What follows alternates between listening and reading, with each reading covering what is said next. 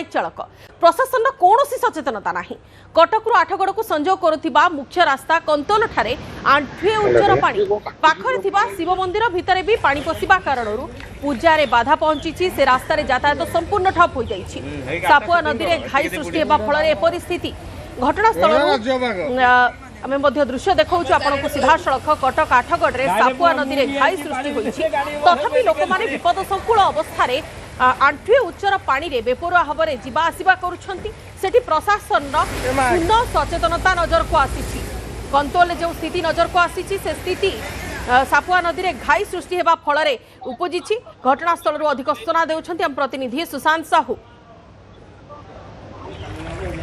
लगाण वर्षा फल बेहाल होइछि आठगड़ मु ठिया होइथबा जगह कैमरा पर्सन देखेबे आंठुए उच्चर पानी भितर आमे रहिचु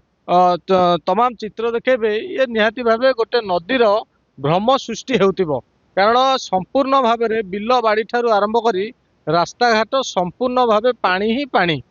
जहाँ फल लगाण वर्षा फल एमिति स्थिति उपजी देखा मिली। ये रही कटक संबलपुर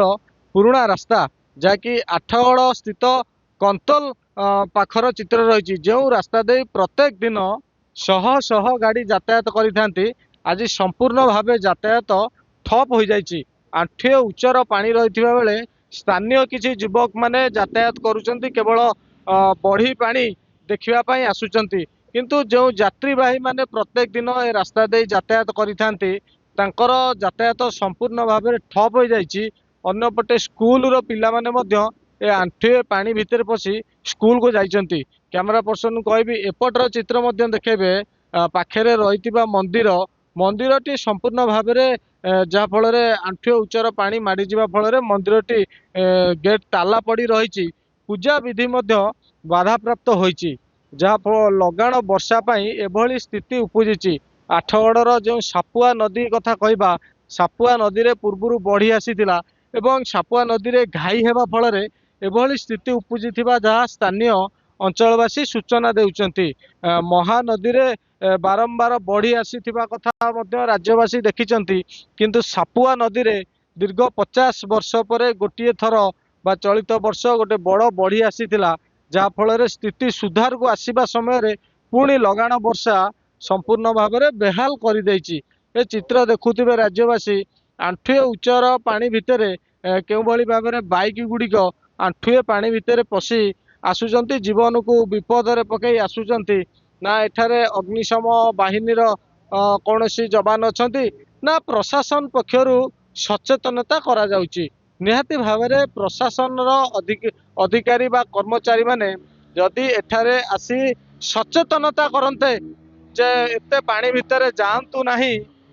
तेबे गोटे सचेतनता बार्ता सृष्टि होता एवं स्थानीय जो युवपीढ़ी माने पानीर मजा नेउचंती से भीतर यातायात करती नहीं। कैमरा पर्सन तमाम चित्र देखा गाड़ी गुड़िक केउ भली बाइक गुड़िक बुड़ी जाउची एवं जीवन को विपद में पकई पानी भितर मजा नौचंती स्थानीय अंचलवासी। निहाती भाव में आठगड़ प्रशासन पक्षर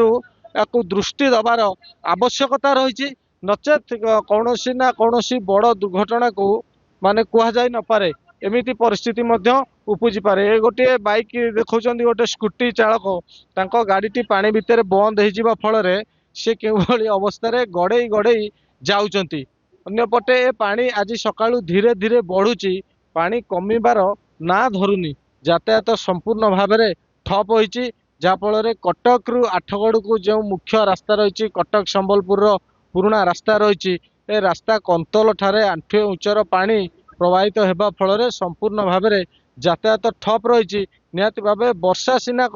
आज पागरे सुधार आसी वर्षा छाड़ी जाइए किंतु स्थिति रे कौन सुधार आसी ना आंठुए पानी भितर लोक मैंने यातायात करुचंती तेबे ए पानी निहाती भाव में केतबेले कमिबो ताकू ही देखा बाकी रहा। अन्यपटे प्रशासन एटी आसी पानी रे न पशिबा पई सचेतनता करने एक प्रकार आवश्यकता रही। कटक जिला आठगड़ सुशांत साहू न्यूज 18 ओडिया।